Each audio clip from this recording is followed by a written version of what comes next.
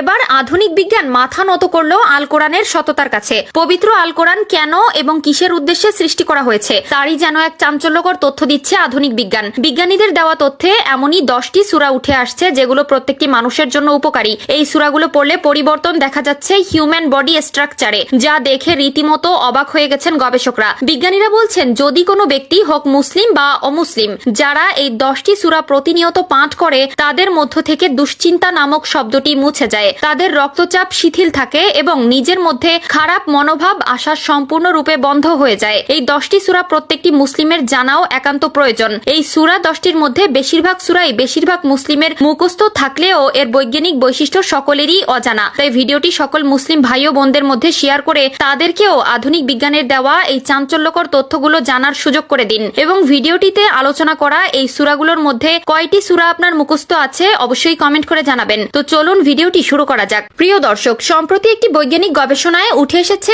এমনই 10টি সূরা যেগুলো মানব দেহের জন্য অধিক উপকারী এবং এই সূরাগুলো পড়ার মাধ্যমে পরপারেও মিলবে অত্যাধিক পরিমাণ সুখ। সেই 10টি সূরার প্রথম সূরাটি হচ্ছে সূরা ফাতিহা, যেটি আল কোরআনের সর্বপ্রথম সূরা এবং যাকে আল কোরআনের মা বলা হয়। এই সূরা আমাদের নামাজের সময় প্রতি রাকাতে পাঠ করতে হয়। হাদিসে উল্লেখিত আছে যে ব্যক্তি সূরা ফাতিহা বেশি বেশি পাঠ করে তার উপর থেকে আল্লাহর গজব উঠে যায়। এছাড়াও সূরা ফাতিহার রোগ মুক্তি ও শেফার জন্য বিশেষভাবে কার্যকর। সূরা ফাতিহা পাঠ করলে আল্লাহ তাআলা গুনাহ ক্ষমা করেন এবং পাঠকারীর জন্য রহমত বর্ষণ করেন। দ্বিতীয় নম্বরে রয়েছে সূরা মুলক, 30টি আয়াত বিশিষ্ট সূরা মুলক। যে ব্যক্তি প্রতিনিয়ত পাঠ করবে তাকে প্রিয় নবী সাল্লাল্লাহু আলাইহি ওয়াসাল্লাম হাসরের ময়দানে শাফায়াত করবেন এবং তাকে আল্লাহ তাআলাও ক্ষমা সুন্দর দৃষ্টিতে দেখবেন। তাই প্রতি রাতে ঘুমানোর আগে এই সূরাটি একবার হলেও তেলাওয়াত করার চেষ্টা করবেন। তৃতীয় নম্বরে রয়েছে সূরা ওয়াকিয়া। হাদিসে উঠে এসেছে যে ব্যক্তি প্রতি রাত্রে সূরা ওয়াকিয়া পাঠ করবে তার জীবন থেকে দারিদ্রতা উঠে যাবে। আল্লাহ তাআলা তার রিজিকে বরকত দান করবেন এবং তার অভাব দূর করে দিবেন। চতুর্থ নম্বরে রয়েছে সূরা ইয়াসিন। সূরা ইয়াসিন হলো আল কোরআনের হৃদয়। রাসূলুল্লাহ সাল্লাল্লাহু আলাইহি ওয়াসাল্লাম বলেছেন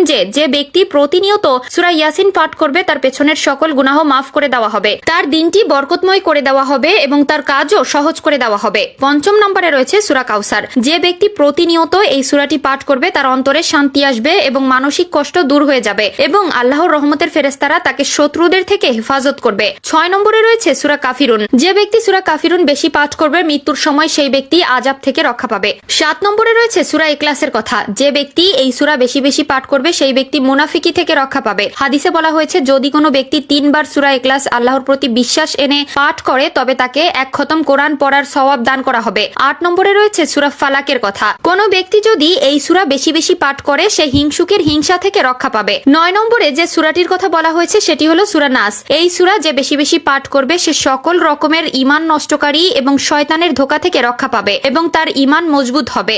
10 নম্বরে সূরা দুখানের কথা বলা হয়েছে। যে ব্যক্তি এই সূরা বেশি বেশি পাঠ করবে সে কিয়ামতের ওই ভয়ঙ্কর অবস্থা থেকে রক্ষা পাবে।